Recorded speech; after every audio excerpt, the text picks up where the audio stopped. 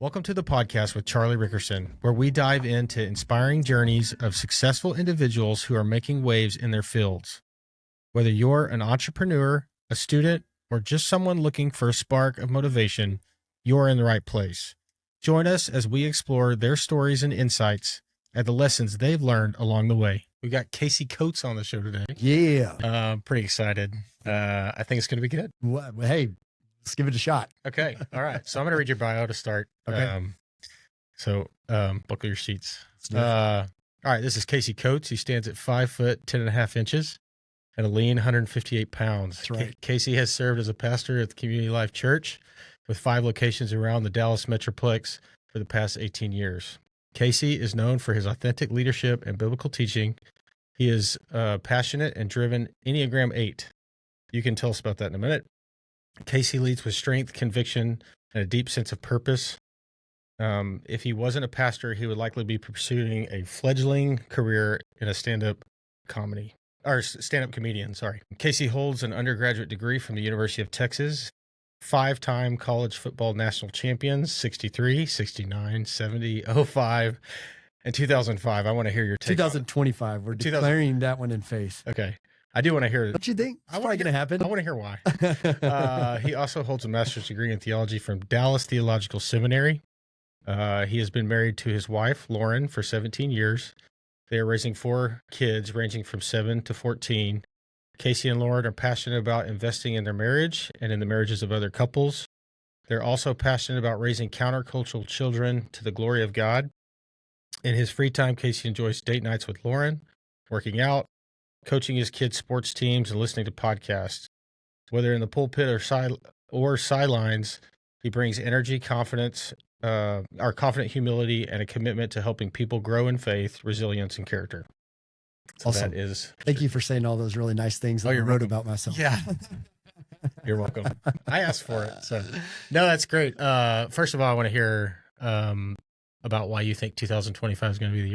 Joking around about that a little bit, but I think it's Paul Feinbaum and others have said that Texas is the favorite to win the national championship this year. My guess is probably with Vegas betting odds are probably for Texas. And so, a lot of hope there with Arch Manning, a quarterback who can throw, but can also run. Yes. Did you see him run a little bit last year? Dude, he's crazy fast. They clocked him at one point, they clocked their miles per hour as they're running on breakaway plays. And so he's clocked at one of the fastest in all the NCAA last year. One of his runs. He's got a good pedigree. Yeah, exactly. And so hopeful and optimistic about that. Obviously, in this brief era of NCAA history where they're allowing the colleges to money whip players. So you're basically every year you're able to go and get the biggest free agents. That benefits UT. So we restock and reload each year. And so this is our window. Yeah. How far did they go last year? Last year was Final Four. Yeah, that's right. Okay. And lost. Who did we lose? I'm trying Ohio State, right? Ohio State. So Ohio State, they're tough. I felt like Chip Kelly was the difference maker last year, and Chip Kelly left. He is now, I believe, the Raiders offensive coordinator. And so I feel better about beating Ohio State with not having Chip Kelly. So, feeling good. I mean, if anything, it should be a great rivalry game coming back in. Not rivalry game, but when if they do meet again, it's going to be pretty So we play Ohio State first game of the season. Is it? At the U. Okay.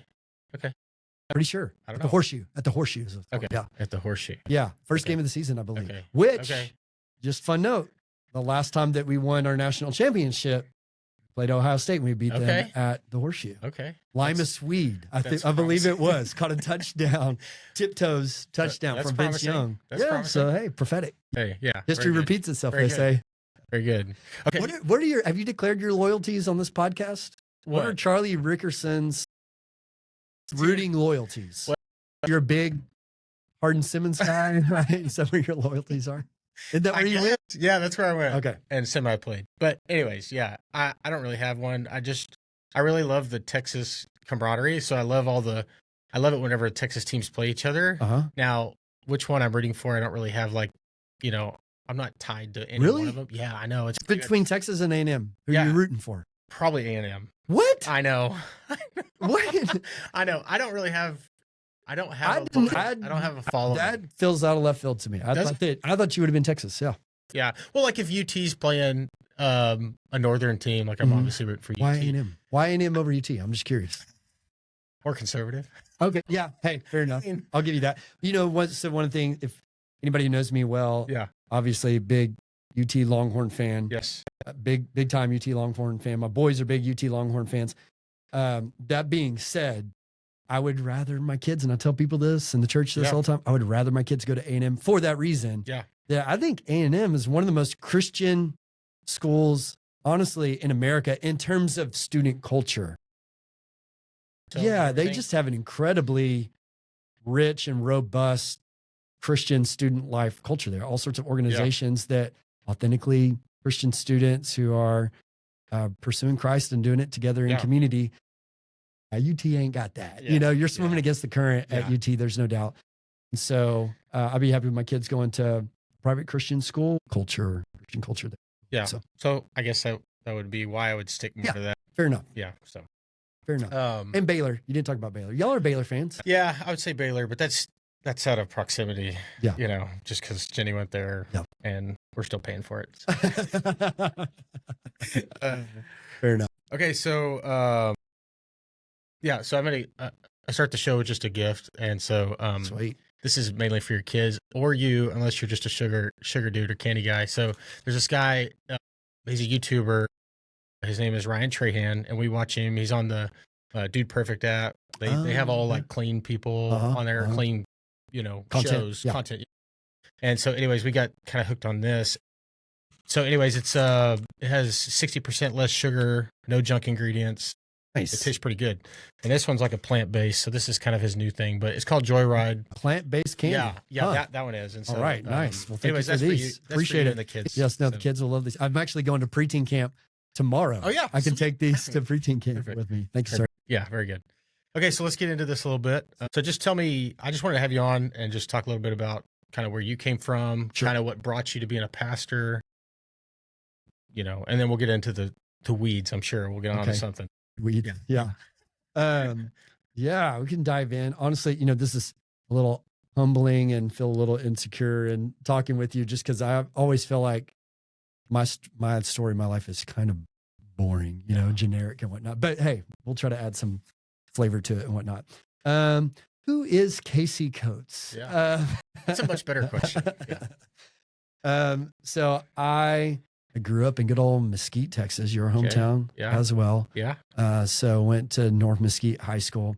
I think really whenever I think about who am I and what has formed me, I think my story in a lot of ways begins with my mom. So my mom grew up in a family that didn't go to church. Now they may have held faith, but they didn't go to church. Her family, her parents owned a grocery store and it was open on Sundays. And so they worked at the grocery store on Sundays and didn't really come to church except for, holidays and whatnot. She tells me that whenever I believe it was, maybe she's in kindergarten, elementary school for sure. She's on the playground one day at school. And this little girl basically asked her if she was a Christian or if she had been saved, something like that. My mom didn't know what that meant. So she asked, and so the little girl shared the gospel with her. And, clearly that made an impression on my mom because in her adult years, she still kind of talks about how her relationship with God, that was the beginning of it. Don't really know if my mom accepted Christ in that moment, but she believed what the girl said and received that in faith. Fast forward to when my mom turned 16 years old. She grew up in Mesquite as well. She went to Mesquite High School. And so whenever she was 16 years old and she got her license in a car, right away, basically she started driving by herself to church at Mimosa Lane Baptist Church. She just felt a compulsion, an internal drawing to go and do that she wanted to do that and needed to do that. And so she was welcomed into that church family. She attended there for years and years. Eventually she met my dad when she was 21, I believe, 2021. Mm-hmm. My dad wasn't a believer. She brought him to Mimosa Lane Baptist Church as well. He placed his faith in Jesus, got saved. They got married shortly thereafter.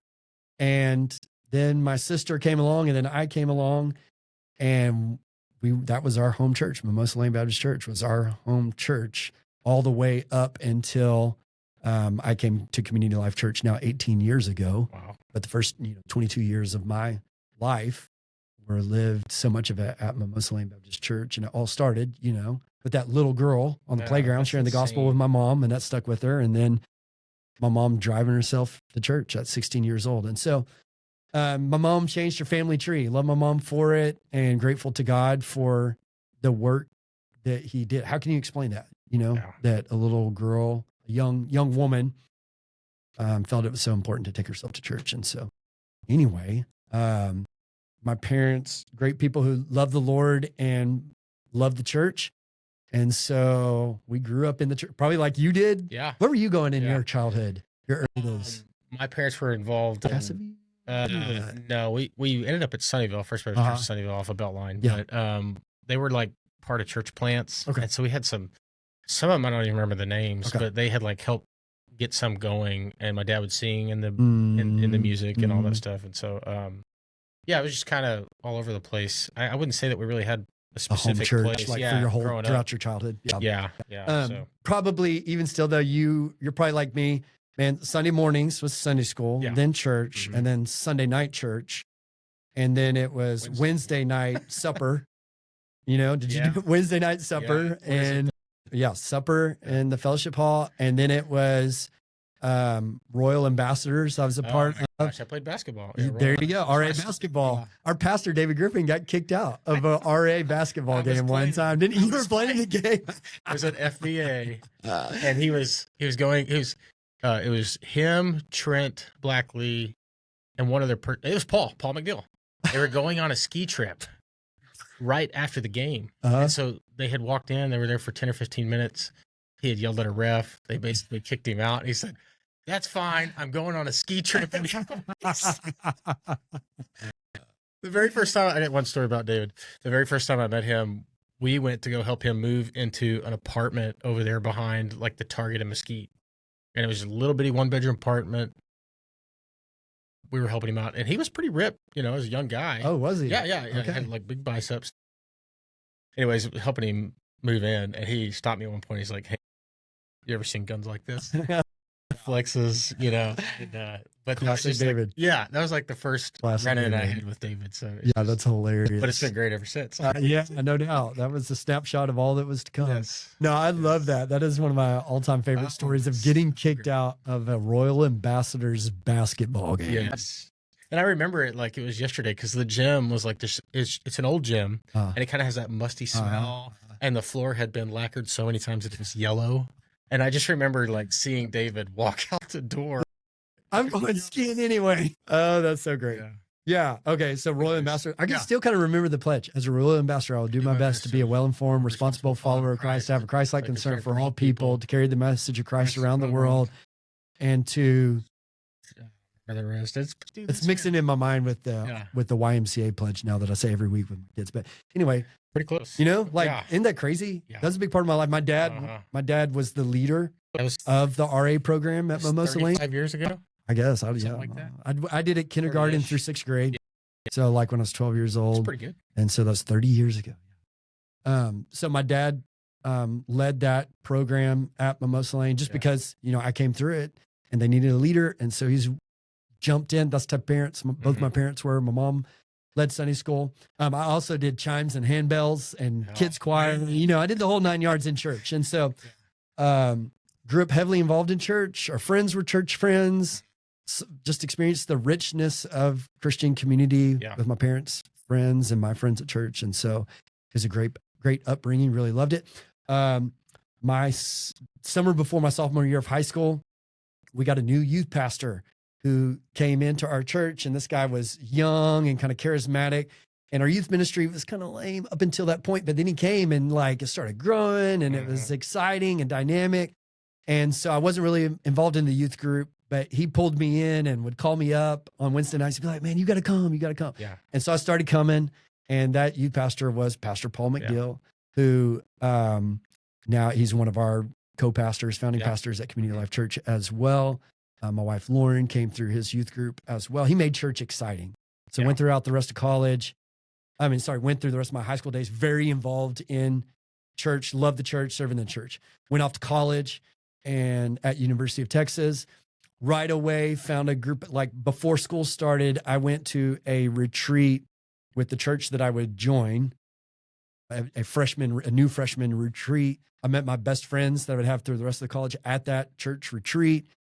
And we got in small group together. And so I was plugged into church right away in college, doing ministry, receiving ministry through that.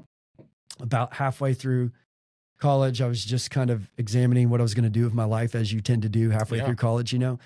And so my pursuit was just to go and pursue a career that would give me a great lifestyle, money and free time and all that. So I thought I was going to become a lawyer of some sort, but just felt like halfway through college, I was like, man, that's not what I'm passionate about. And I also know about myself that I'm kind of throw myself all in to whatever I'm doing. And so if my career is this, that would become my all. And so I felt God calling me to something more than those pursuits. Didn't know what it was, thought it might be ministry. Came and interned back at Mimosa Lane Baptist Church with Paul. Okay, that's awesome. To see that full circle. Did you preach or do any speaking while you were in college? In the youth group. Oh, like anything that I may have shared a testimony or, just little things like that here and there, but none of that. Yeah. But I did grow up I loved performing, the PTA play at school. I went for the lead part, usually got it. Whenever there's a musical, I went out for the solo, usually got it. Would you say you're a stage four or? Yeah. Is that there's no doubt. That's where that comedy comes in. Yeah, exactly. Yeah. I always say there's never been a stage I don't want to be on or a mic that I don't want in my hand. I just love, it's a thrill to stand up in front of a crowd and try to entertain them. Yeah. I love that. Every Sunday. Yeah, I do. I love it. So anyway, feeling called to something more. I thought it might be ministry. I came home and I interned at my home church, Mimosa Lane Baptist Church, underneath my youth pastor, Paul McDill. And after that first summer, I was like, I love this. I just loved it. And I got to preach a couple times that summer. And I was just like, I was all in. I loved that. And so went back to school at UT the next year, my junior year, committed myself to, I think this is what God wants for me. I'm going to pursue vocational ministry. And so then came back and interned the next summer as well. And then graduated one semester early, came home, started at Dallas Theological Seminary. And then halfway through that first semester, Paul called me up. They had an opening for a youth pastor position. I was an obvious choice because I'd been around, came through the ministry. And so they asked me if I wanted to serve there. And so I jumped on that. It's a dream of my life to get to do that. Served in my home church for 2 years. Paul, David, who we already talked about, and Randy, they planted Sea Life. And 1 year in, they called and asked if I'd be willing to come be the youth pastor. I couldn't believe it. I was 24 years old, thought it was the dumbest decision ever that they were asking me, but they weren't paying much. So there wasn't much competition. And so I took the job and been at Community Life Church ever since. Now serve as the teaching pastor primarily on a Rockwall campus, and I love what I get to do. So that's kind of like the professional journey and a lot of the personal spiritual journey as well. In there, met my wife Lauren at that church as well, and obviously she's a huge part. She's one of your youth students. Yeah, exactly. They teach us youth pastors how to do that, how to just pluck a kid out of the No, she had graduated college. She had graduated college. Thank you very much. She had graduated high school when we met, and we didn't start dating till she was in college and I was in college. Thank you. Let the record show. Yes. Heard the story multiple times, but still great. So I was going to go back. I just think that's so cool. So a few things about your story, just starting from your mom, how it all started on a playground. Yeah. Like, take your kids to a playground. You never know. You never know. Well, it goes back to the community aspect of everything that you've already talked about. But like that community is where it started. And then your mom got plugged into a community, which then again also affected your dad. Again, affected you and just changed your whole, path essentially. But I think it's cool how it's the same church like that she started in. And then you met Paul, which I know that Paul is like, and we'll get into this a little bit, but he's like one of your mentors. And 100%. he's so great. And the one thing I love about Paul is like, I've known him for a long time too. I remember like whenever the youth groups they would always want to compete with Mimosa Lane. Oh yeah. Or is it Mimosa Lane or what Yeah. was it? Is that what it was? Okay. I can't remember if it was Mimosa Baptist, but anyways, they always wanted to compete, and so they would try to get the youth groups together. And Paul was like the head hunter, and he was always trying to beat David. And so we'd be playing volleyball, and we're all having a good time, and these two are like yelling at each other about rules.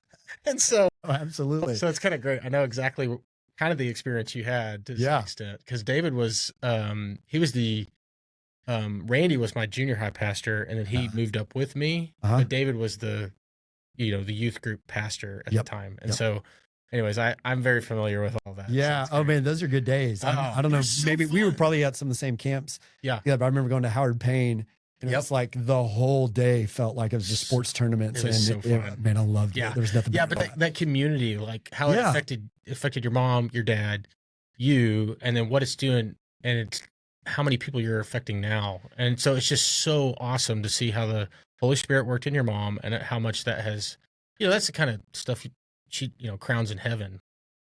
Oh my gosh. And your mom's such a servant too. And so she's always kind of behind the scenes, you know? And so it's just so cool to see the fruit of all. Yeah, no, I'm so thankful to God for how he's written my story, and just for that with my mom. Like I say, God through her changed our family tree, and injected faith into our family. And my sister, she served at the church as well. She married a pastor's son. It's like her and her family serving God, loving God, my family as well.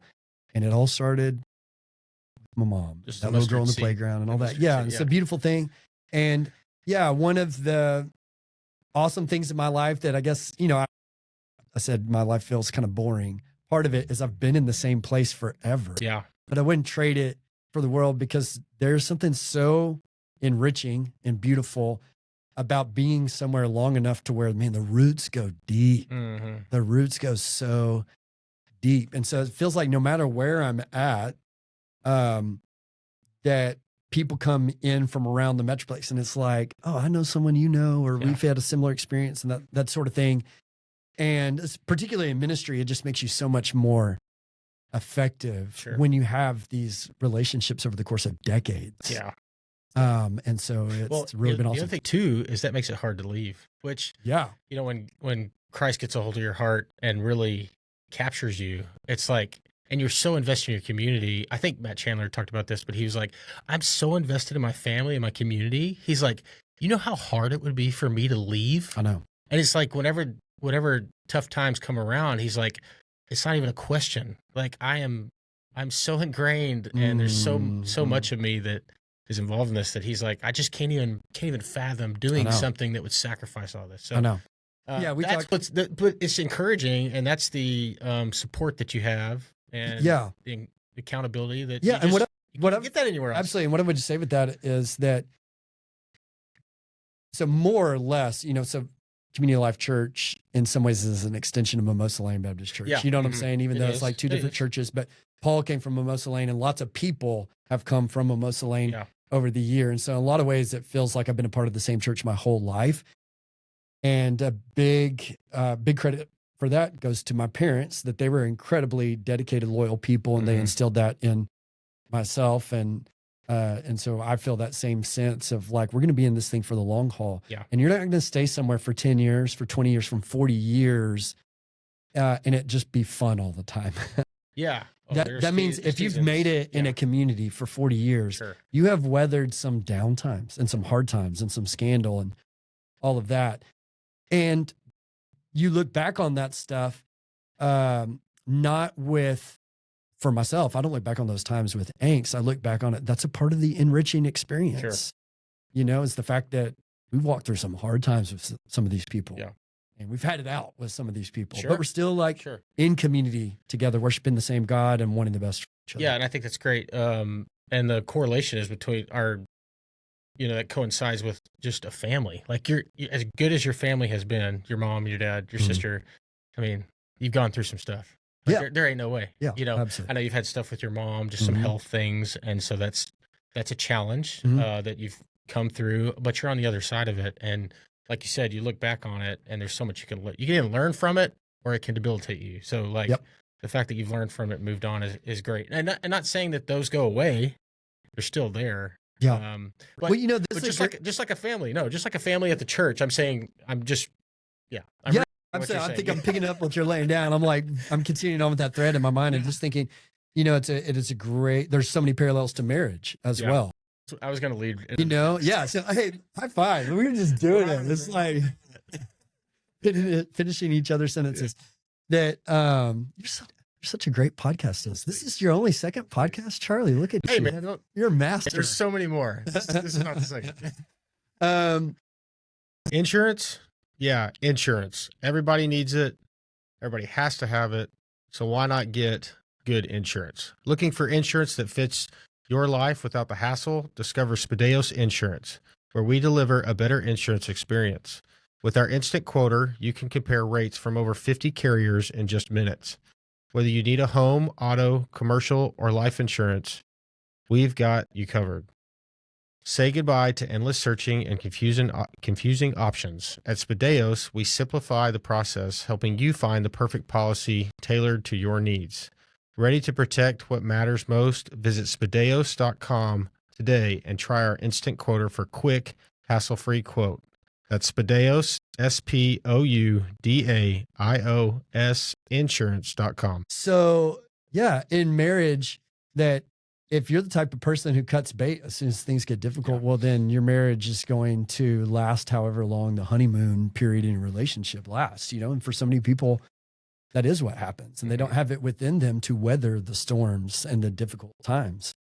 And I think it's important that we are committed and loyal as much as we are able in all sectors of our life, because it's building that ability, that endurance, that stamina, that toughness, that grit inside of us for the areas that it really, really matters, like with your spouse, you know? So it's important to be a gritty, disciplined person who's weathering the storms in all the areas of your life, because it's developing in you that muscle to be able to last it out in marriage as well.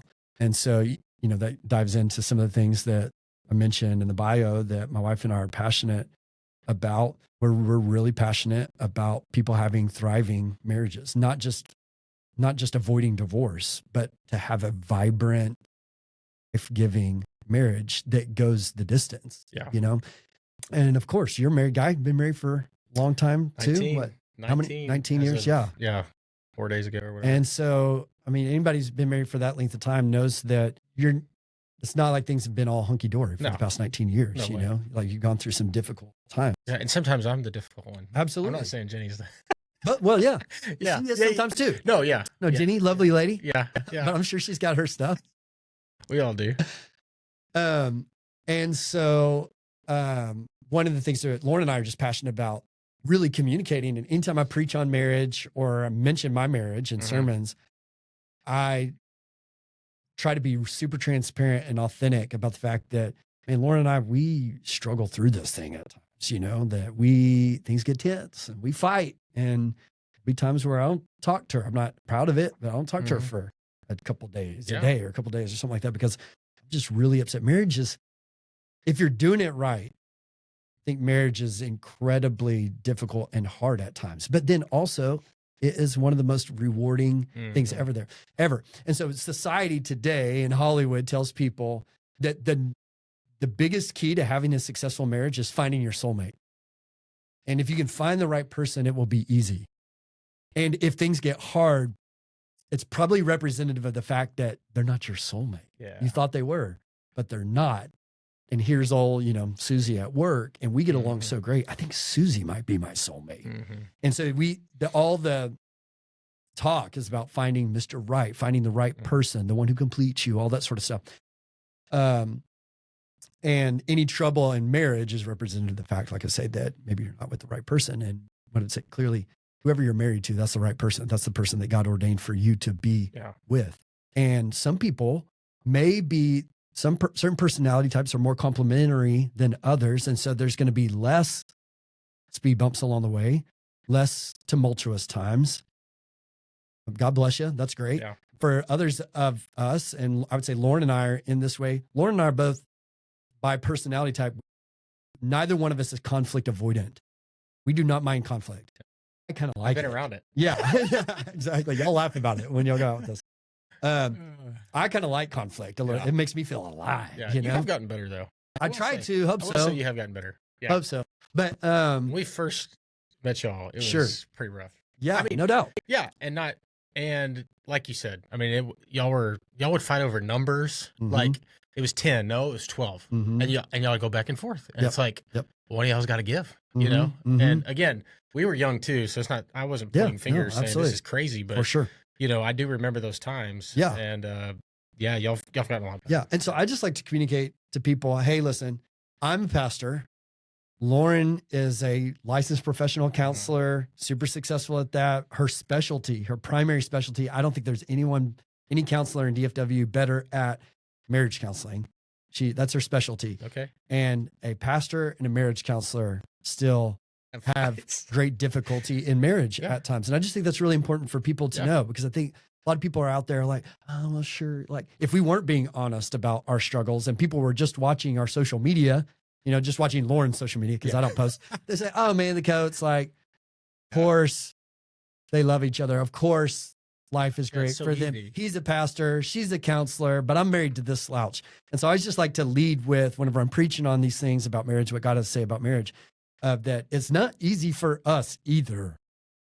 We have to put in a ton of work to have the type of marriage that we want to have in our relationship, and we have to rely on God a ton to do his work in us and each other in order to have that type of relationship. Earlier you talked about Hollywood, you know, and your soulmate. And so much of a soulmate is based on feelings and emotions. And so it's just interesting that, like, you know, if that is the case, then yeah, one day you may not feel like, you know, hanging out with your wife, or that distance gets so great that you're right. Susan at work or whoever it is, she's looking pretty good today. Mhm. And she laughed at all my jokes. Mhm. And you know, and Mhm. so when that division's there, then that creates problems, obviously. So, you know, just like Jesus Christ laid out for us on the cross, you know, love is a choice. He chose to love us. And so you have to daily decide that you're going to love your wife. Yeah. And those days are hard.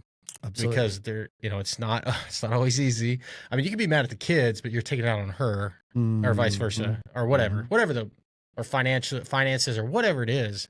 You've got to choose to love her regardless. And so I keep quoting Matt Chandler, and I should be quoting you more, but no, but Matt Chandler says that, like, even your parents, they were doing the best they could at that time with what they had. Absolutely. Which means, like, they had their own mess. Yep. And they were doing you know, a lot of people fault their parents for whatever's going on, but honestly, they were doing the best they could at the time with what they had going on in their life. And so there's a lot of grace and mercy that needs to be expressed in marriage. And so, 19 years of marriage, 17, right? 17? Yeah. Yeah, 17. 17 and a half. Sorry. Put me on. 17 years, like, that's, you know, we're getting to where it's almost as long as we've known them or longer. Yeah. And so Absolutely. once you've been around somebody that long, like, there's a lot of issues that you've worked through over the years. And the thing is, if you're not growing in a relationship and investing in your relationship, as more time passes, the chasm grows, the resentment grows, the dysfunction grows. And for a lot of couples that we both know, you know, you see that. Yeah. And you see couples that crash and burn when they're 60 years old. You're like, oh my gosh, you're 60. It's like, y'all made it so far. It's like, well, no, not really. They weren't ever working on and investing in the relationship, and the thing was just like dying on the vine the whole time. The common one is did it for the kids, right? Yeah, exactly. And I think so often what happens, this is one of our big things that we're passionate about as well. So often what happens is that, you know, whenever you're dating, every day is a date. Yes. You know, so whenever when you're not living together and you're dating, it's like, hey, I'm going to come over and let's go feed the duck. Let's take a walk and we'll feed the ducks bread down at the pond. And it's like, tonight, let's go see this movie. It just came out. And then the next night it's like, hey, let's go to Blockbuster and pick that up. And we'll pick up a pizza. And every single day is a date. Yeah. And then you get married and you're living together and now you're working and you got to be up early in the morning. Now you're always around this person. You don't have to schedule intentional time to be with them. And so you're just existing in the same house and you feel like you don't need to do any of that stuff. And what happens is couples stop spending intentional time together and they stop dating each other. They stop having fun. So it's just like, of course the relationship was great when every day was a date. Yeah. and you're spending intentional time together. And of course, the relationship sucks now, especially we start throwing some kids into the mix. Funny. Yeah. We start throwing some kids into the mix. And not only are you tired from your work and your job and keeping a house and all that, but now your whole life is geared around toward changing diapers and cleaning up after them and taking them where they need to be and waking up early and through all that sort. Of course, life is miserable, and you're miserable in your marriage if you're not investing in your relationship and spending intentional time together. And so one of the things that Lauren and I, we've always dated each other throughout the course of our relationship, but when COVID hit, and we were all locked in our homes with our kids around the clock, Lauren and I realized in that moment that we needed to carve out time every single week, at least one night a week. That was going to be our date night. And so in COVID, it looked like we would put the kids to bed early or let them watch a movie upstairs. We'd go pick up food out in Rockwalk. You could pick up food, but you couldn't eat it there. Correct. We'd bring it back to the house. We'd eat it, probably watch a movie or just hang out and talk. And so we instituted the weekly date night. And basically ever since then, for the past 5 years, 5+ years, we have been religious about weekly date, like literally.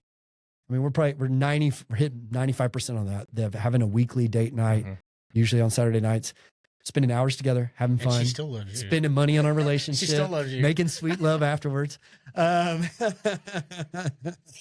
a lot of time with you for her to still love you. Yeah, exactly. But the thing is, it's like what we've come to realize is that I've come to realize is that having fun with your spouse and enjoying your spouse will cure a lot of what ails you. You know what I'm saying? Yeah. It'll also help a lot of your insecurities too. Like it'll help. I mean, because if like things are good, like you're not gonna focus in on whatever it is you're worried about. And what I'm saying is like if you have some vice that is, constantly an issue, but your marriage is strong, that vice seems to take a back seat. Absolutely. Like Keeps it's just focused. Yeah, it's just kind of interesting how engaged. that works. It's almost like it was intended to Yeah, work exactly. like Exactly. Right. And so, Lauren and I are super passionate about investing in our relationship, enjoying each other, and then trying to help other couples follow in that pattern as well. So oftentimes doing marriage counseling with couples in the church, whenever I'm doing that, one of the first things I'll prescribe to them is like, y'all need to go out on a date. For some people, they feel like they can't do it every week. Sure. But every other week, at least once maybe a month. financially you can't do it every week, but it isn't free. I know. That's what I was just about to say. It doesn't have to be like a movie and a dinner because everything's expensive now. Absolutely. But you could literally just put the kids down early, give them a sleepy time going, and then put them down early, and then you could have whatever you need to do at the just do it there at the house. Absolutely. I mean, it's we've done that many a time. Yeah, and life's busy, so you got to do that. And one thing that I even tell the kids now, like especially when they snip at Jenny or whatever, and I have to step in, I say, look, I married your mom first. I loved her first. Y'all are a reflection of that love. So what I'm saying is like, she's more important than you. And a lot of people struggle with that. Like, it's not saying that she's more important. She is in a tiered sense. Sure. Like because if our foundation, our relationship's not good, then I've got 3 other relationships that are going to suffer. Yep. And so unified. Yeah. And so it's a unified front. And so to my point earlier, like if you don't water that grass, then you're going to have a lot of weeds, and your weeds might be your kids. True. So, I mean, for me, just from experience, like if Jen and I aren't good, then I'm quick with my kids. I'm not patient. I'm not saying goodnight to them as much, or, like bedtime. I'm not reading to them, or, I mean, like all that stuff, like, cause my mind's elsewhere and I'm frustrated on other things. Yeah. And so, I mean, again, to your point, it's like date night is important. And even if you can't do a date, like literally just praying or talking to your wife before you go to bed. Yeah, absolutely. Like turn the TV off, turn the cell phones off. Like that stuff, just reconnect is huge. Yeah, absolutely. And so, speaking to some of those things there, my kids yours and mine are about the same age. Our kids are getting up to that age where they're starting to get interested, at least our oldest, starting to get interested in the opposite sex a little bit. And so it's got my mind thinking more and more these days about their future life, their future spouse and family. And one of my greatest concerns, burdens for my kids is that they have a vibrant marriage. I want them to have a vibrant marriage just because, as we know, everything can be going great in your life, but if your marriage sucks, life sucks. Yeah. At least that's my experience, Oh, I agree. And so I want my kids to have a great life. And that means in a lot of ways having a great marriage, if the Lord leads them into marriage, which my guess is that he probably will. And so I want them to have a great marriage. So part of that is modeling what a great marriage looks like. Yeah. And so I want my kids to know that I love their mom and she loves me, and we, hug and kiss and I love doing that. And groping and in front of the kids. And Lauren will be like, "Babe, the kids." I'm like, "They need to see this." Joking around, but the boy watch. But and whenever we first instituted date night, our kids would kind of revolt. Yeah. We don't want you, because they want to just be at home and play with them and do stuff with them. And a lot of couples are deterred by that. We talked to some couples and like, "Oh my gosh, our kids would revolt." And we're like, "Well, ours did too." And we still went and we did it. I guarantee now, years of doing it, they just accept it. I'm sure they would rather us be at home, but they accept it. I think that we're modeling for them someday what it looks like to continue to invest in your relationship with each other, and to not just be coexisting as roommates in a house, but to be in love and in like with each other. Yeah, when Lauren and I are 70, huge. I don't just want to be in love with her. I want to be in like with her. Yeah, I like that. Well, that's good. And so our kids, I think they know it and they see it, especially when things are good, sure, as they usually are. They know mom and dad really want to spend time with each other. They want to talk with each other, and they've kind of got to barge in on things if they want to get our attention. We love them. We're very involved in their life, but I think they know it's like, man, mom and dad really love and like each other. And I think that's going to serve them well in their I think so, for sure. So let's shift gears a little bit and talk about kids. So you have 4 kids, and your oldest is Sawyer. 14. And then Dayton. 12. And then Augie. 9. You have to help me towards the end. And then Ruby 7. 7. Okay. All right. So what's the coolest thing about being a dad? And then I just kind of want to talk about the different relationships you have with each one of them, and the things that you maybe do on a regular basis to feed those. What's the best thing about being a dad? I don't know. It's like you just take so much pride in your kids, and whenever you see them grow, when you see them put themselves out there, whenever you see them be selfless, when you see them be kind, when you see them serve their siblings, all that, when you see them be decent human beings in this world today, it's like, man, you just take so much pride in it. And so it does make you puff your chest. All of them. I mean, our kids are awesome. Sawyer kids are good. Is such a great, I always say she's a better parent than I am already. It's like when she's in charge of the kids, she's on it and it's great. So she's so responsible. She's so self-driven. She has such a genuine love for the Lord.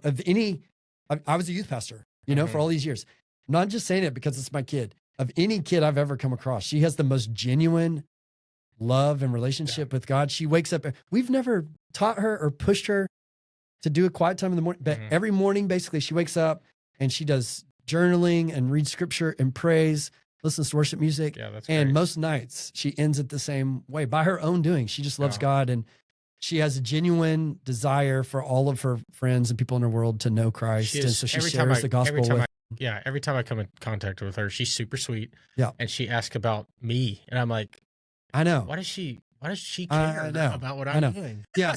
Honestly, she came over for a cheer camp the other day and she put on GroupMe a message to her coaches thanking them. And I had the thought to myself, did she have AI write that? Because it was so good. I know she didn't, but I was like, that was so good. Did AI write? She's super sweet. And I would just say the awesome thing about her is that for Lauren and I, all of Sawyer's strengths, that's not from us. Like she did not get those things from us. She got those things genuinely from God. Yeah, that's great. And so that's just super cool to take so much. It's not taking pride in like, I put that in you. I raised you that way. It's like, no, that's from God. And that's unique to her. Mustard seed from your mom. Yeah. Absolutely. It's just so cool. Absolutely. That with her. Dayton, just a funny, hilarious kid, sweet kid. Great athlete, fun to watch him do his thing on the sports field. But the thing more than that we love is just his character and how it's been formed over the years. The other day, one of his moms told us, one of his friends he runs around the neighborhood with, and his mom told Lauren when my son is playing in the neighborhood with Dayton, I always tell him Dayton's in charge. Just do what Dayton says to do. He's going to do the right thing. Okay. She has so much trust in his character and everything. We just love cool. Hearing that she saw that in him that we do. Augie, he's 9. One of my favorite things about Augie is he's just so sweet and compassionate, especially with Ruby, his younger sister. So he just takes great care of her. And like, if anybody in the family wants a piece of his candy, he's like, oh yeah, here. He wants them to have it. He's selfless. He's considerate of others and their feelings. He takes care of his baby sister. That's awesome. And then Ruby is just, the joy of the family. She's so easy and happy. Just dote on her. She's such a good friend, such a loyal friend, so sweet, so kind, so compassionate. So just seeing all those things in our kids and so much more. That's the best part about being a dad, that pride that you feel. And so Ruby's adopted. So tell me a little bit about kind of what led y'all to adopt. Yes. Say adoption is something that Lauren says that she knew she was going to do all along. With or without you. Yeah, exactly. What's funny about Lauren is that Lauren knew that Lauren felt called to ministry herself. So she said growing up, either she was going to be a missionary or marry a pastor. Okay. That's what she said, like at times she was a kid. And she's a very motivated person. Yeah. She's going to do What's funny is she didn't set her sights on me because I was a pastor, but her mom reminded her after we got together. She said, her mom told her, you always said you're going to marry a pastor. And Lauren's like, oh my gosh, you're right. I totally did say that. So, but what were we talking about? So Lauren kind of always knew. For me, I would say it really started to form with being a pastor, going to some pastors' conferences over the years. And oftentimes they would do a little segment on adoption or something at these conferences. And so I remember hearing several other individual stories about the call they felt for adoption and what it was like walking through that. And very early on, it just pricked my heart. I just had a sense of like, that's beautiful. That's just a really beautiful thing. Lauren and I would talk about it a little bit. And over time, it was like, that would be awesome if we could do that. And so very early on, we talked about adopting a little girl from China. Specifically from China? Yeah, specifically from China. I think, the Lord put that on our hearts we think all adoption is great. No adoption is better than any other adoption. Yeah. All adoption is in line with the heart of God. The thing about China for us and the little girl was that, China, communist country, closed to the gospel. The gospel is there and it's actually growing really rapidly right now, but it's still small by percentage wise. And so we just felt like if we're going to pick a kid to bring into our home, obviously we're going to raise them in the church and teach them the gospel. We would love to have it feel like we're snatching a kid from hell. Yeah. Like somewhere where they might not hear the gospel and bring them into our home where they're going to hear it and have the opportunity to respond. And so communist China close to the gospel was part of it. Also motivated by, the lingering effects of the one-child law in China, which that ended back in the 90s, I believe. Then they upped it to 2, and then they upped it to 3. Feeling it now, absolutely. And also, the effects that had on young women. So in China, so back in the 90s, when one-child law, whenever you had a child, if it was a girl, a lot of times they would abort the child or they would abandon the baby girl because they wanted a son for cultural reasons. Now that's not really nearly as much the case now that they're allowed to have more children. But now, because there's so many men, Chinese men, they need the women. They need a lot of women. And what happens is if a girl makes it through at age 13, China will put these orphaned girls back out just into society on the street. And what happens is these men, 30-year-old men, 40-year-old men who never found a wife because there weren't enough women in society, they'll marry a 13-year-old. It's like forced marriage, basically, for them. And basically becomes just a little bit more than sex trafficking, kind of. And so all those factors just being on our heart, just felt like the Lord leading us to adopt a little girl from China. And praise God, he opened all the doors. The crazy story about that is we were in China, November of 2019. Ruby's province is the one immediately north that shares a border with the Hunan province where COVID started. And so we were there in November of 2019. And we now know COVID was in that Hunan province, probably September, October of 2019. So we were there. Matter of fact, I think Augie might have brought COVID to America on the plane ride back. He was so sick. Y'all all got sick. Lots of people got stomach viruses. Augie was sick. Yeah.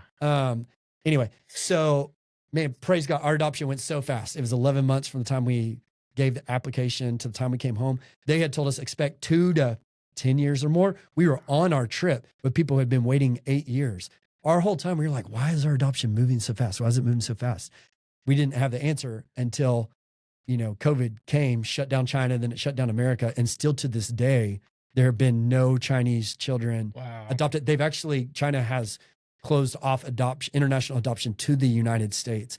And so we came in with 2 months to spare, that if it didn't go fast and we didn't make it into that window, we would not have Ruby. And so it's just ordained by God for it to be a part of our family.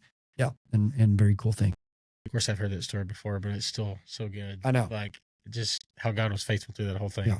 Yeah. Literally, we were just asking people all the time, why is this going so fast? And even our adoption agency is like, we don't know. It never goes this fast.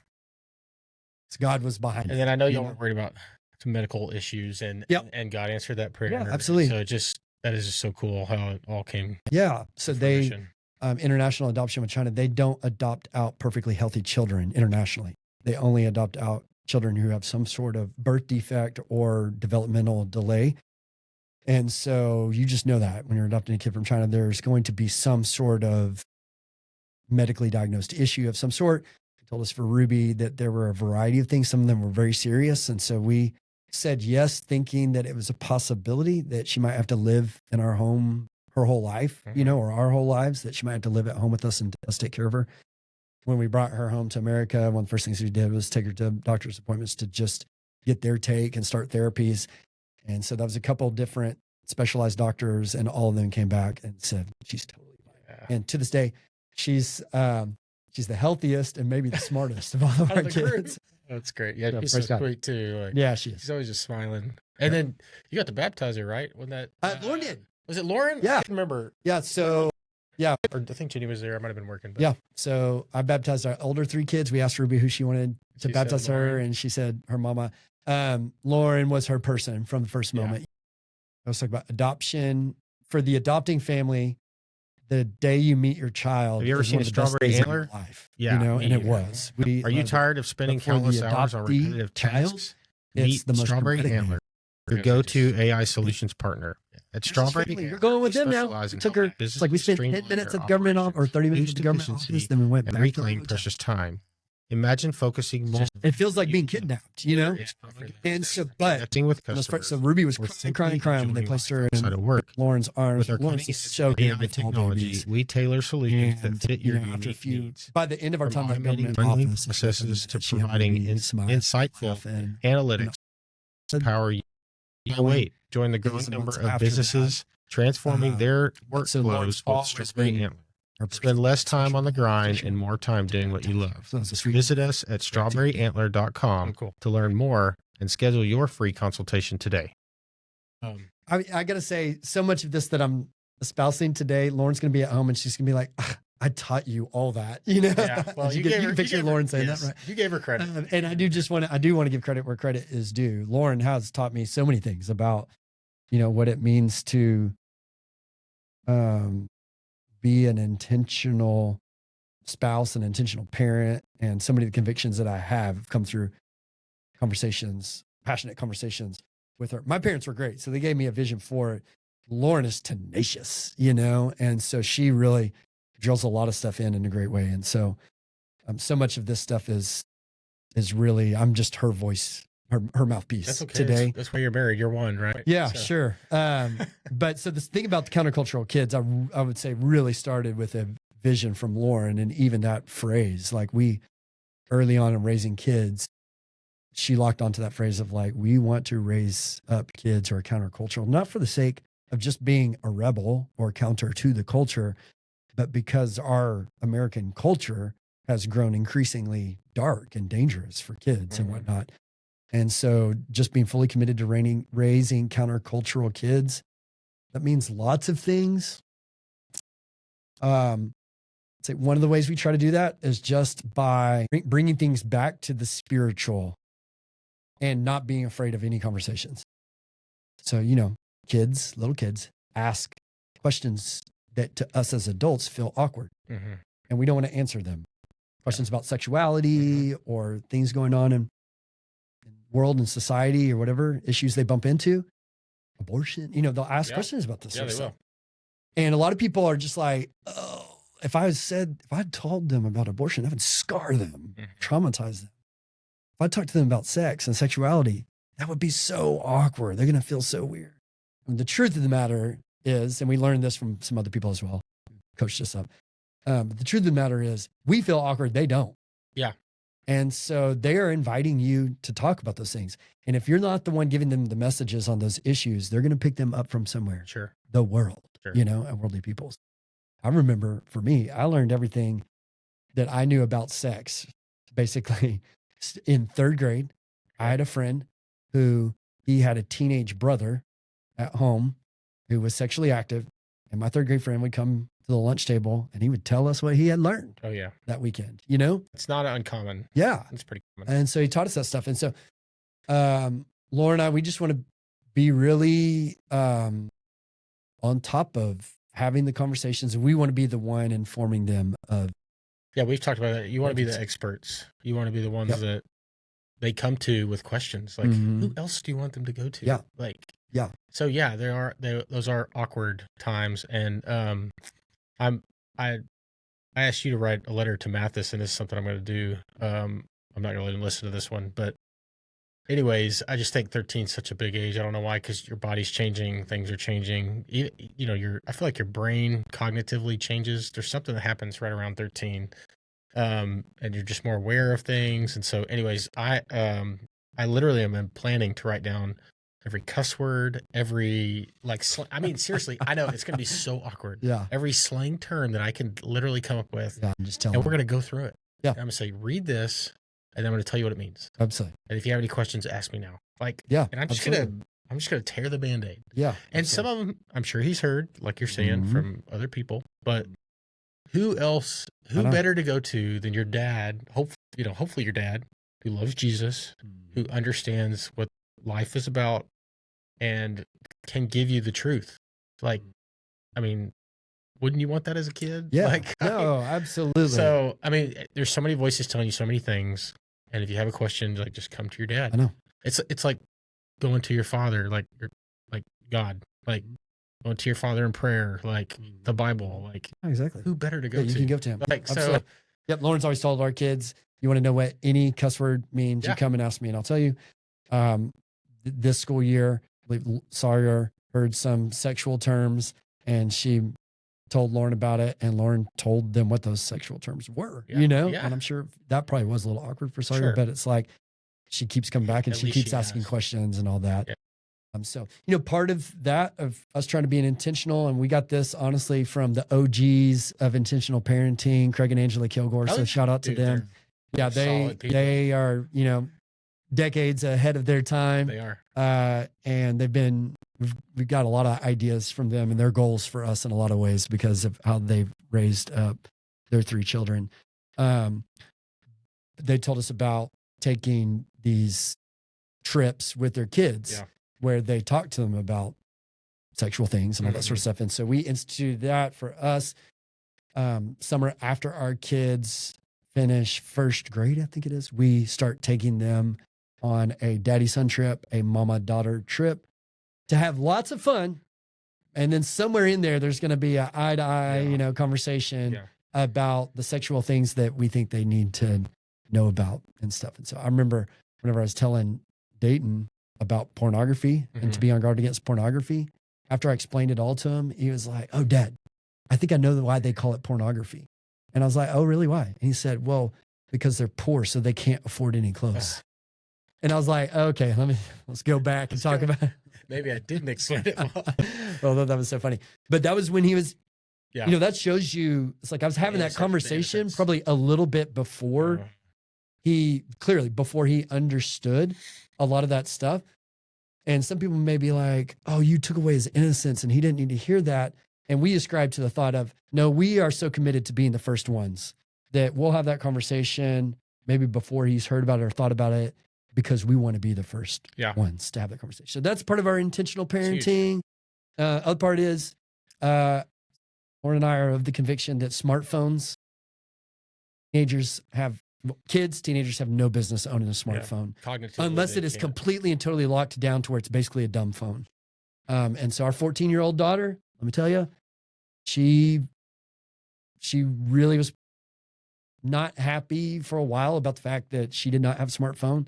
She's like literally the only one of her friends who doesn't have a smartphone, but we're still holding out with that because of the dangers that it brings. But you know what has been awesome? At one point, her best friend told her, you know, my parents gave me the smartphone and I'm not going to give it back, but I really don't think they should have given it to me. Her best friend told her that. For a kid to come to that. And we were like, thank you so much for saying that. Because that that made an impression on Sawyer. It was like a testimonial from a friend who was affirming the stance that we had taken. And so I just think that's a huge thing. I think there are so many kids out there, that an entire generation of kids in a lot of ways who have just been spoiled. Not spoiled in terms of like materialistic sense. I'm being spoiled. They have been consuming things that are so harmful to them and harmful to relationships and harmful to society. One of the ways you can be in the top 1% of parents is just don't give your kid a smartphone. So you do that, you're automatically like in the top 1% of parents. And it's super hard. To not do it. No, I'm just saying with to be countercultural, like we're talking about, to not give them a cell phone is, I mean, it's not hard for us. And again, I'm not bragging with you, but I'm saying like, it's hard for a lot of people because they want so bad for their kid to be popular. This all goes back to priorities, obviously. But like, I'm not going to say who it was, but I saw a teenager literally just thumbing through their phone. And I counted like within a minute, I saw at least 4 guys with no shirt on. I mean, within a couple minutes. And I was just like, that's it there. That's what they're throwing in front of them. Like just so quick. And their brains can't really cognitive. I know there's a lot of science behind this, which I'm not obviously, privy to or not aware of or not stating, but, obviously their brains aren't formed. And so you're throwing this instant gratification at them and these subliminal messages that obviously are having an effect. Absolutely. And what I would just say to you, Charlie, so like you're kind of in the thick of it right now, with laying down the law, like, hey, you can get a smartphone right now. And I would say it is hard in the first year, maybe 2 years, where all the friends are getting smartphones now. And so they want one and they think they don't fully understand why you're not giving one. But with Sawyer, we're on the flip side of that. And with Dayton, honestly, now he's seen his older sister go through it. He just understands he's not getting one. Yeah. Both of them are totally fine with conversation over. Yeah. Both of them they've accepted it. They agree that it's what's best. Yeah. And they don't fight us over it. So what I would just say is, your kids are going to throw a fit in the first little bit, but then it will become normal. And if you talk to them about the reasons behind it, they will see it as well, because it drives my kids nuts when they go on a trip with a friend, go somewhere with a friend, and all their friends are on their phone. Drives my kids nuts. And they see that's not good. That's not the way God designed for us to live. And so just weather the storm there for a little while, them being upset with you. Yeah. And you'll get through to the other side and they will agree with you. And you will have preserved so much of the things that you love about your children, their innocence, their sweetness, their compassion, all this sort of stuff. That's the other thing too. So we aren't fighting that battle because it has been set. Yeah, it's set in stone. They know. So it's not even a conversation. And we've cultivated a culture that's not even really to be talked about because you already know the answer. The other thing too, what you're stating or what you're talking about with the kids getting lost in the phone is I've noticed a lot of parents just as I'm pretty involved with the kids as far as like with my schedule. I'm home a lot. And so I am around them. And I notice a lot of kids will say, oh, I have to babysit my kids. And I'm like, wait a second. Wait. Yeah. You're babysitting your kid? No. You mean you're with your children? Like, let's talk about, and you're not the babysitter. Yeah. You're the parent. And like, so I've noticed that a lot of parents don't like their kids. And I like my kids. No. And I don't mind taking them to the store. When I take them to the grocery store, guess what? They learn how to be in public because they're with me and I'm correcting them. And yes, it's hard. And it's difficult to be a good parent. Mm-hmm. And so it takes a lot of work. And so it's consistency. You have to continue to do it over and over again. Like I had to tell Mercer the other day, my middle, I said, look, I'm not giving up on you. I am going to continue to love you no matter what. And that's why this punishment is happening. Yep. And so it's like, I'm not giving up on you. And so, your kids, they respond to that stuff. They crave that discipline. Really, they do. And that shows love. Because if I didn't love them, if I didn't like them, I would hand them a tablet. Yeah. Because I don't have to deal with them. But the other thing I told a friend of mine who just had, they had a kid, they were trying to adopt. So then they got pregnant, of course, and then they got their adoption approved. So they have two under 2. Mm-hmm. And then they had a third one on accident. So they've got a lot of young kids coming. And so, I just told him, I was like, God, where was I going with that? I had a really good, something I was going to say, gosh, I lost it, of course. What'd you told him? I told him, I was telling him about like your kids. Oh, that's what I was going to say. If you don't like your kids, nobody else is going to like your kids. Absolutely. That's what I was trying to come up with. Absolutely. And so I was just encouraging him, like, fight through taking him to a restaurant. Like, don't let him run around. Make him sit in the chair. It's like, just all of those things are so difficult. So it goes back to the phone. It's like, it's worth, don't you love your kids enough to tell them no? And it ain't happening because you will, once you give that phone over, that's it, dude. There's no turning back.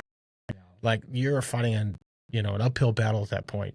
And so talk about your kids hating you, like take that thing away from them, and it's already hard enough with just TVs in the house and all that stuff anyways. So anyways, okay. I think we hit the counterculture. So totally. Okay. So I'm going to switch gears a little bit. So I just have a few questions for you. The first one, technology and faith. Yep. I wanted to ask you, how do you view the impact of technology and social media on our faith life and our community engagement? And then also, I've just heard this through social media. A lot of people seem to think the Antichrist is coming through AI. And so I was just curious, like this is just. Sure. Yeah. No, interesting to talk about. Fun. Okay. So let's take the first one. Technology. How's it being used in ministry, and how do you think it's obviously hurting ministry? Yeah. I think it's both. I think like as you mentioned right there, I think it's both things that, all technologies are a tool that can be used for good or evil, for God's purposes or for Satan's purposes. And they're both vying to leverage them for their purposes. So, I've got the Bible app on my phone, and it's a great tool to me for me to look at various times. I listen to a ton of podcasts by Christian pastors, leaders. And so that builds my faith and is part of my devotional time with God. I think you've done it before. We've done Bible recap. I know lots of people who do that, and that helps so much to get people who have been intimidated to work their way through the scriptures on their own. Know where to start. What they do with the recap, that they can do it and they'll finish it and they'll get into God's word. And so versions like that, I'm like, that's so great. Clearly the technology is helping build people's faith. But then the other side of things is that, first of all, there's all sorts of vices to be found in internet and pornography and all that. And then just complete and total time waste. Sure. Like I think, used to back in the day, you pulled up to a red light and you just sat there and you're bored and your mind went to drift. And sometimes those reflections turn internal and you became reflective about your life and about how you've been treating people and about the purpose of your life. Used to, you went to the toilet and you just thought, or you read the ingredients in the air freshener can, now you have your phone. Yeah. Like I think that the phone being in our pocket has gobbled up so much of our time that we use every once in a while. Our hearts would turn inward and we'd introspect and we'd think about things on a deeper level. And so I think phones, tablets, all that have been incredibly harmful in that regard.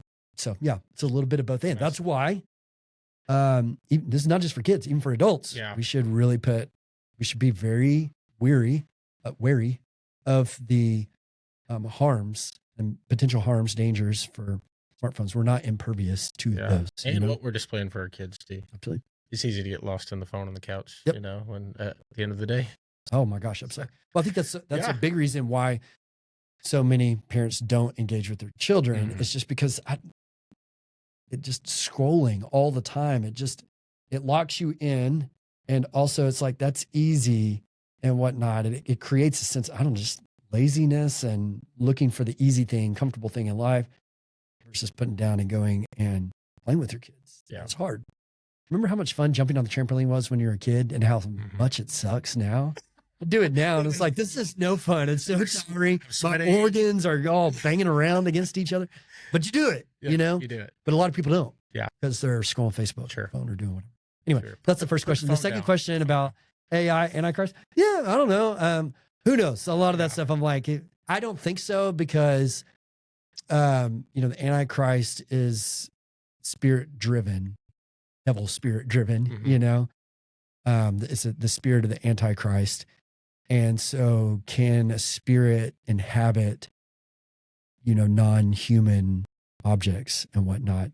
I don't think so. Well, will AI be used to further Satan's plan? Yeah, absolutely. I'm sure it already is, in a lot of ways. He'll take any tool he can to kill and destroy. Yeah. Kill and destroy. Yeah, absolutely. So it's interesting with the whole AI thing. I'm kind of like, man, and like us going to Mars. Are we going to have a colony on Mars? Sure. I don't think so. I think the Lord's going to return. That's assuming we've gone to space in the first place. We just took the kids to NASA. I don't know. I'm pretty convinced that we took them to the moon. Right. Yeah. Okay. It's just the kids to NASA and then let's talk. I just think it's funny, all the conspiracies. I know. It's entertaining, at least at the minimum. Yeah. I mean, I don't think I know humanity's not going to go extinct because of God's plan, and humanity's not going to move to Mars. Yeah. I think, will there be some people who spend some time on Mars? Sure. But life is not going to go on forever on Mars. The Lord has a plan to return, and at that, he will judge all of humanity, regardless of what planet they are living on, or he didn't talk about Mars, anything. Right? Yeah. And he's not going to allow humanity to go extinct because of AI. And so a lot of that stuff, I'm like, yeah, it'll be interesting. I'm sure it will change life and society and all that. But God's plan is going to offer the universe. One thing I wanted to ask is, what's your morning routine? There's a quote I just heard. It said, be unavailable in the morning so that you can be available during the day. That's good. How do you start your morning? Obviously you don't go to your cell phone, right? No. Yeah. So, wake up in the morning, sometimes usually take a shower, and then I like to get myself a cup of coffee, go out on the back porch with some journals and my Bible. And I start with my gratitude journal, write down 5 things that I'm grateful for every single day and thank the Lord for those things. That's just important for me in my own mental health journey, struggle with anxiety over the years. And a huge part of that is just fixing my mind and ruminating on all that's wrong and not focusing on what's good. And so that's an important part of my process. And then I will read the passage that I'm going through. I'm part of a small group with 3 other guys that we're reading the same thing, a chapter a day, and then we come together with our thoughts and applications for our life and have a great, robust discussion on that.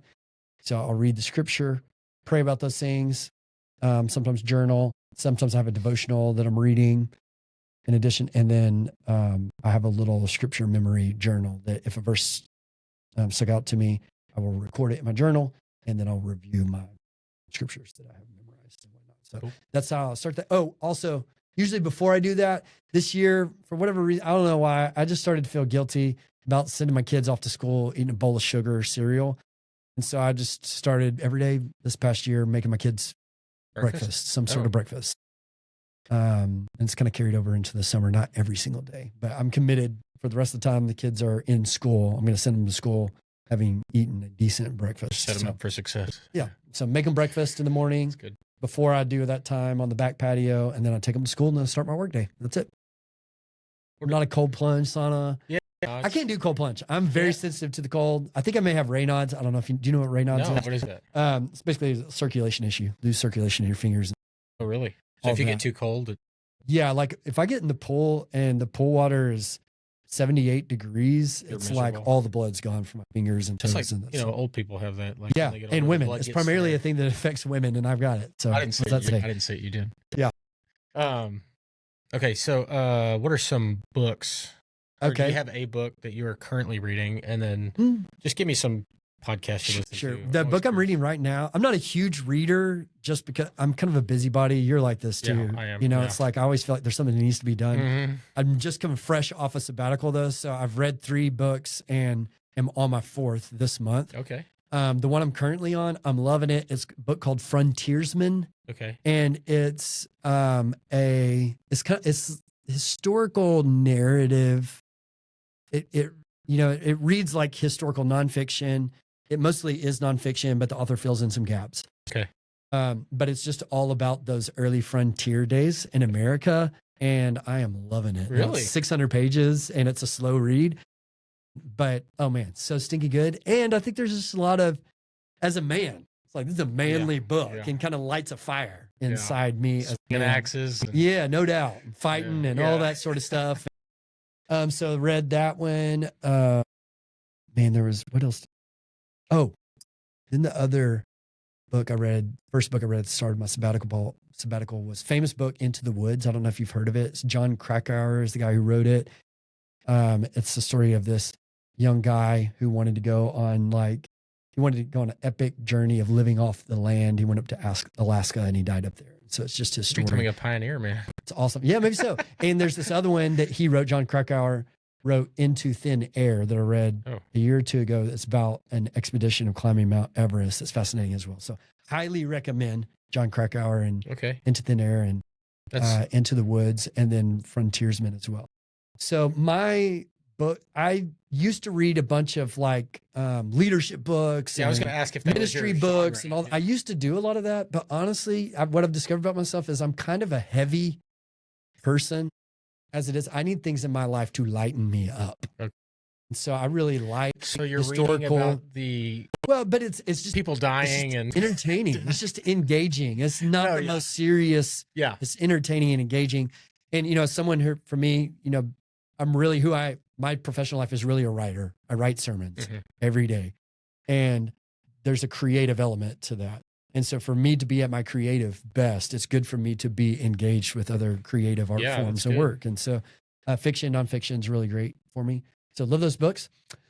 And then podcast, I love the Tim Ferriss podcast. I listen to selective Andrew Huberman, Joe Rogan podcast, a ton of sermon podcasts from different pastors and whatnot. And so, what are you in? Oh, and How I Built This. I don't know if you know that. I love with Guy Raz. Yeah, love that one as well. How about you? What are you listening to these days? I mean, you sent me the Sean Ryan show. Oh yeah, which you were just like, hey, this might be interesting to you. And so he has a lot of ex-Navy SEALs, a lot of veterans on there, which is somewhat interesting. But sometimes I'm like, okay, the world is going to end tomorrow, So I do like his format, and that he's literally, that's kind of what I thought I would like to fashion this after, is just sitting down, talking to people, getting to know their story, kind of so that, we can all learn from somebody's story. And so that intrigued me. And then there's a guy out of Las Vegas. His name's Bradley. He's Bradley. Does he have a last name? That's his last name. Brad Lee. Okay. Yeah. And so, anyways, he's entertaining. He's very good. He has a lot of entrepreneurs on. Nope. And just forward-thinking people. But sometimes he can be a little crude. He's like the guy that I'm like, man, I think he'd be really cool to hang around. Yeah. But there's no way I could keep him. Well, as one of your pastors, I'm going to have to rebuke you for this. It sounds like a worldly podcast. No, I'm just joking.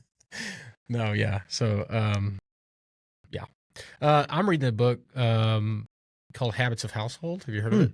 It's Justin Early. It's kind of what we talked about, countercultural kids and all this stuff. One thing he talked about, just, going to bed. I was going to ask, we'll wrap up right here, but just kind of your bedtime routine with your kids. Just you being a pastor, like what's some things that you do? He talked about, he just talked about kids, they're very physical. And so, he likes to play with his boys, especially, and they just learn through that. But